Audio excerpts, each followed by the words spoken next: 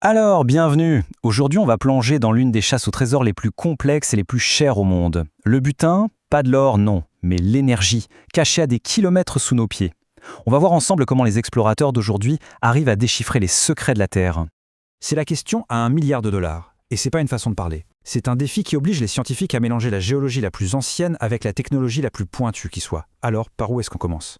Oubliez la vieille carte au trésor et l'appel. Non, l'explorateur moderne, lui, jongle avec des données satellites et des supercalculateurs qui peuvent analyser des montagnes d'informations pour en quelque sorte lire à travers les couches de la Terre. La première étape, ce n'est vraiment pas ce qu'on imagine. Personne ne commence à creuser au hasard. Non, tout commence par un énorme travail de détective géologique, parfois à l'échelle de tout un continent. Avant même de rêver un puits de forage, les experts se penchent sur ce qu'on appelle de gigantesques bassins sédimentaires. C'est un peu comme si on dézoomait sur une carte du monde pour trouver les quelques provinces géologiques qui ont le bon ADN si on veut. Rien qu'avec ça, on élimine 99% du globe pour se concentrer sur les zones vraiment prometteuses. Bon, une fois qu'on a notre grande région, il faut vérifier un truc crucial. Est-ce que les bons ingrédients sont là? Parce que pour qu'un gisement se forme, il faut une recette géologique très précise qui a mijoté pendant des millions d'années. Cette recette, elle a 3 ingrédients absolument essentiels. D'abord, il faut la cuisine. C'est une roche-mère qui, en chauffant, va générer les hydrocarbures. Ensuite, il faut que ces hydrocarbures puissent bouger et se stocker dans une éponge, une roche bien poreuse. Et enfin, et c'est peut-être le plus important, il faut un couvercle, une couche parfaitement étanche pour que tout ce trésor ne s'échappe pas. Et le point crucial, c'est que ces 3 éléments doivent non seulement exister, mais ils doivent aussi s'être mis en place dans le bon ordre, au bon moment. C'est ça qu'on appelle le système pétrolier.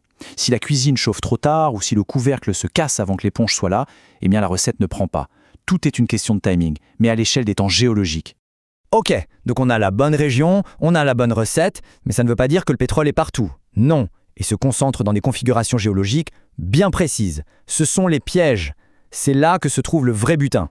Ces pièges, en fait, ils agissent comme des coffres-forts souterrains. Il faut imaginer que le pétrole, comme il est plus léger que l'eau, remonte naturellement à travers les roches.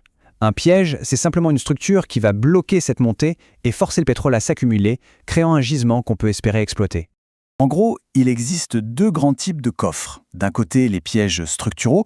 Eux, ils sont créés quand les forces tectoniques plient ou cassent les roches, ce qui forme une sorte de dôme. Et de l'autre, on a les pièges stratigraphiques qui sont beaucoup plus subtils. Là, c'est la roche poreuse elle-même qui se termine naturellement contre une couche imperméable, créant une sorte d'impasse. Mais la question, c'est comment on fait pour repérer ces pièges à des kilomètres de profondeur? On ne va évidemment pas commencer à creuser partout. C'est là qu'intervient la technologie la plus importante de toute l'exploration, l'imagerie sismique. Le principe, en fait, c'est une sorte d'échographie géante de la Terre. Des camions spéciaux ou des navires, si on est en mer, envoient une onde sonore très puissante dans le sol, et à chaque fois que cette onde frappe une nouvelle couche de roche, hop, un écho est renvoyé vers la surface. Des milliers de capteurs hypersensibles, les géophones, enregistrent alors tous ces retours. Et cette technologie, elle a complètement évolué. Dans les années 60, la sismique 2D donnait une simple coupe du sous-sol. C'était déjà une avancée, mais c'était limité. La vraie révolution, c'est l'arrivée de la 3D dans les années 80. Là, on a eu une vue complète, un vrai cube d'informations. Et aujourd'hui, on va encore plus loin avec la 4D. On répète les relevés 3D pour créer un film qui montre comment les fluides bougent dans le gisement avec le temps. Mais attention, les données brutes qu'on récolte avec les capteurs, ça ne ressemble pas du tout à une belle carte, pas du tout. C'est un vrai chaos de signaux qui demande une puissance de calcul absolument phénoménale pour être interprété. Voilà à quoi ça ressemble, les données brutes. Un enchevêtrement de signaux, un fouillis d'échos. Pour quelqu'un qui n'est pas du métier, c'est juste du bruit. Mais pour un géophysicien, là, c'est le code secret de la Terre qui n'attend qu'à être déchiffré. Et c'est après des semaines, parfois même des mois de calculs sur des superordinateurs que ce chaos se transforme presque comme par magie en une image 3D claire et détaillée du sous-sol. C'est seulement à ce moment-là que les géologues peuvent explorer virtuellement les profondeurs, repérer les pièges et enfin décider où ils vont planter leur forage. Bon, après des années d'analyse et des millions de dollars investis, on a enfin une cible. Mais, et c'est un grand mais, malgré toute cette technologie de pointe, rien n'est jamais certain. C'est l'heure du test ultime, le moment de vérité, le forage d'exploration. En moyenne, un puits d'exploration a seulement 20% de chances de trouver des hydrocarbures. Ça veut dire que 8 fois sur 10, malgré la meilleure science, les meilleures données, le puits est sec. C'est un échec. C'est un pari extraordinairement risqué. Et attention, ce chiffre de 20% cache une réalité encore plus dure. Sur 100 puits qu'on va forer, 80 seront complètement secs. Rien.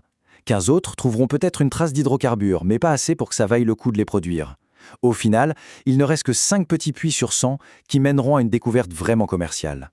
Le succès, c'est l'exception, pas la règle. Et c'est là tout le paradoxe de l'exploration moderne.